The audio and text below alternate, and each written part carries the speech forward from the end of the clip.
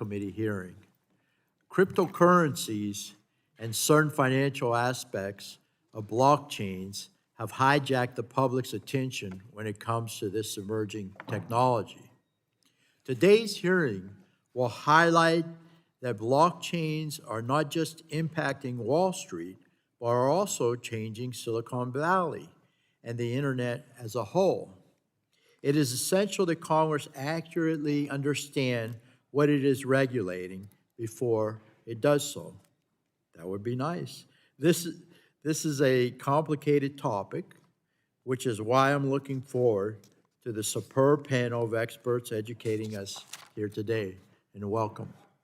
The core issue is about how data is organized, preserved, and protected, which is the jurisdiction of the subcommittee.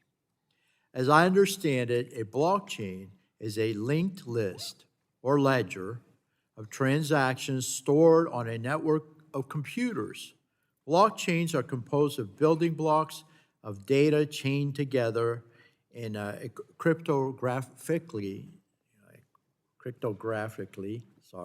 We will walk through these technical components today and discuss what it means for blockchains to be decentralized, immutable, and open.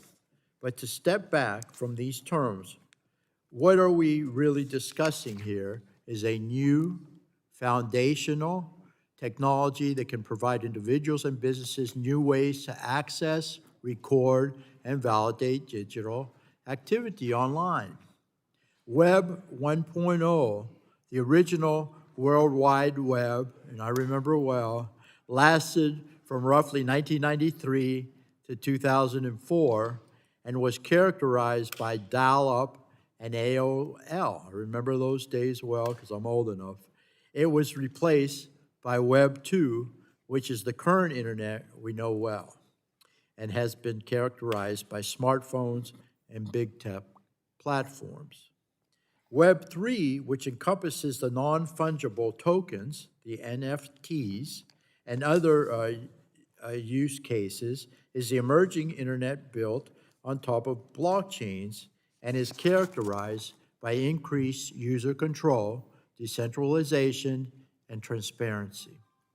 Using these technologies, developers are building new decentralized social media, new messaging apps, new ways to stream music, and new privacy-enhancing technologies, just to name a few.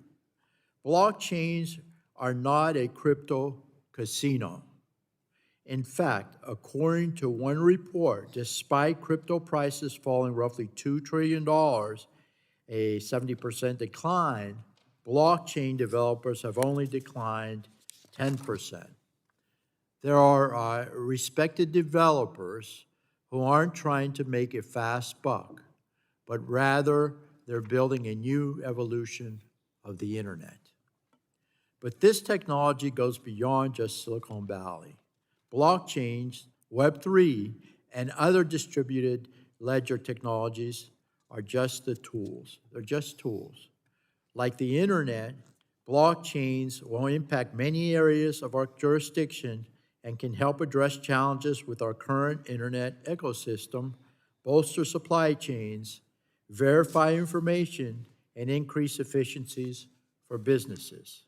However, we shouldn't treat this technology as a cure-all. There are still technical challenges such as scaling, data availability, and cybersecurity. There are also human challenges such as fraudsters and compliance with law enforcement.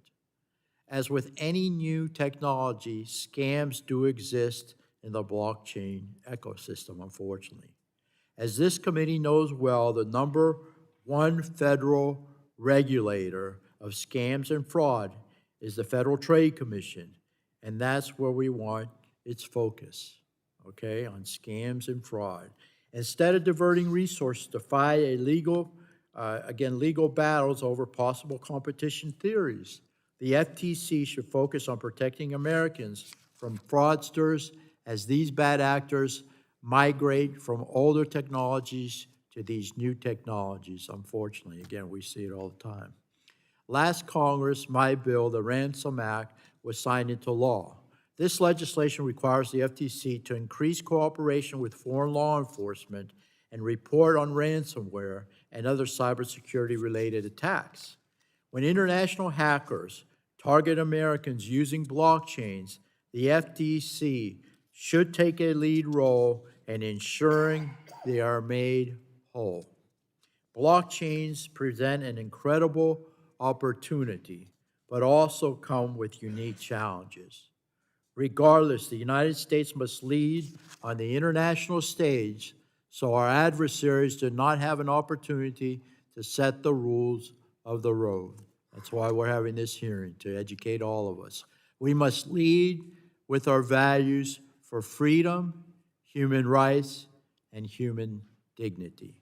I look forward to working with members on both sides of the aisle to ensure these technologies are anchored here in the United States, and we are central to that discussion. I now recognize the gentlelady from Illinois, Ms. Schakowsky, the ranking member, for 5 minutes for her opening statement.